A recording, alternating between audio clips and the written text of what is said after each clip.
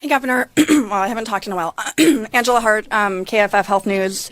Thank you. I have recently the state auditor found that California wasn't doing a great job on tracking its homelessness spending. And this isn't a gotcha question. You're doing more than any other governor in the country, really, to address this crisis. So I have a two-parter for you.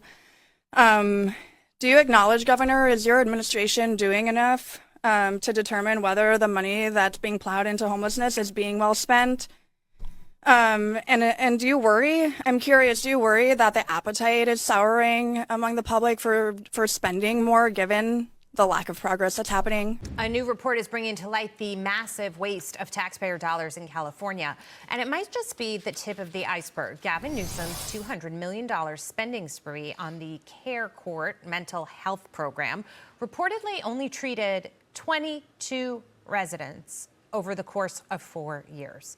Despite the fanfare and promises that it would fix the state's homeless problem and help up to 50,000 Californians, California happens to be, as Spencer Pratt was talking about the other day, one of the places where homelessness is the worst. And so once again, Dagan, we look at these figures that are sky high, $236 million to help 22 people. What is wrong with the system when you are spending that kind of money and you can't actually allocate it properly? I guess he's trying to show up Bill de Blasio's wife.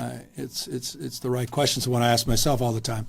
As you know from the audit, one of the vexing issues that was highlighted in the audit was local appropriations, local data collection. And it's difficult at the state level. I say it often, localism is determinative, and each city and county has different strategies and approaches. We've tried to level set that. To your subsequent question about doing enough, as you know, a few years ago, we required accountability plans before we submitted at least one of the discretionary portions, the HAP program, to cities and counties and CACs. I rejected the first plans because I didn't think there was enough transparency and accountability and ambition.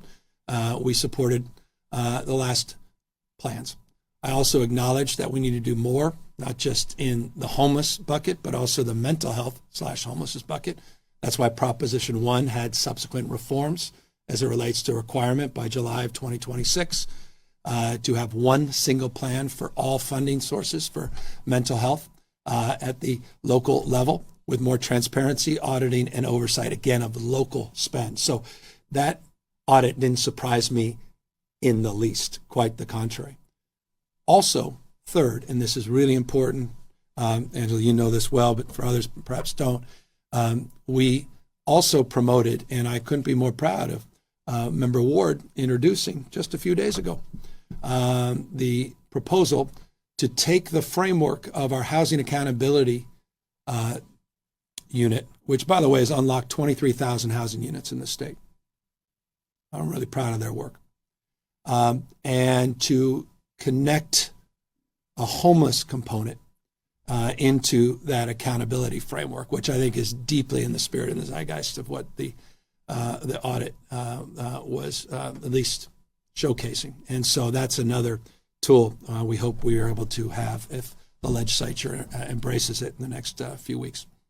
I'm sorry, Governor, I didn't hear responses to either of those questions about whether this is state money ultimately. I understand it goes to the counties, but do you acknowledge whether the money that the state isn't doing enough to ensure that the money is being well spent? I also didn't hear a response to whether you think that there's any, I mean, is the public appetite, do you think, I'm hearing this, like souring towards putting more money into the crisis? I didn't hear responses to either of those. Well, and forgive me, I'll if I appear to repeat the first response. So the audit did not surprise me. The state has advanced unprecedented investments, you're correct, and unprecedented interventions demanding more accountability with state money at the local level. That's why we created a framework for the first state plan under the HAP money. The fact that I rejected it in many ways is implicit in response to the question. I rejected it for a reason around the issue of lack of accountability in terms of ambition and in terms of what was presented in that first plan. The fact that we're creating a housing accountability unit or created one, and we want to incorporate homelessness into that, also is implicit in response to your question about the need to do more around state funding. And the other work we did with Proposition 1 to foundationally reform an existing stream of funding to provide more transparency and state oversight of the local spend, again, is a third, I think, reinforcement of my acknowledgement about the need to see more accountability, and why I agreed, as I said, with many of the recommendations and was not surprised, as I noted, with the audit itself. As it relates to the public mood, no question. More is not always better. People want, they want to see results. I've been very crystal clear about that. I've been focused, as you know, particularly on the results we want to see on the streets and sidewalks and tents and the issues around encampments. That's why those encampment resolution grants, we think, are a national model. Also been very insistent that we need to move some barriers in terms of engagement as it relates to accountability and results at the local level, as it relates to the grants passed and the amicus brief we filed with the United States Supreme Court. So all of those are demonstrable responses, not rhetorical, but demonstrable responses